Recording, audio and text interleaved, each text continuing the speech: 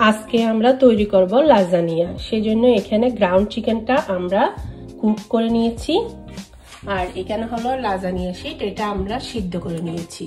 আর এখানে লাগবে mozzarella cheese আর ricotta cheese, এগুলো দিয়েই আমরা আজকে তৈরি করব। আমার মেয়ে তৈরি করে দেখাচ্ছে কিভাবে তৈরি করতে হবে, আপনারা দেখেন। প্রথমে এখানে গ্রাউন্ড চিকেনটা নিয়ে নিচ্ছে, দুটোটাতে আমরা দুইটা তৈরি করব। বিভিন্ন রকম করে বিভিন্ন পদ্ধতিতে এই লাজানিয়াগুলো তৈরি করা যায়। আজকে আমরা চিকেন দিয়ে এটা করছি। আমাদের এখানে এক প্যাকেটে শীট আছে 9টি আমরা 3 ভাগ করে দিব। একটি ট্রেতে 3টি শীট 3টা লেয়ার করে। প্রথমে আমরা গ্রাউন্ডের চিকেনটা দিচ্ছি, তারপরে লাজানিয়া শীটটা দিব এবং এটা বাইন্ড করার জন্য আমরা রিকোটা চিজটা এভাবে লাগিয়ে দিব, যেভাবে দেখাচ্ছি সেভাবে।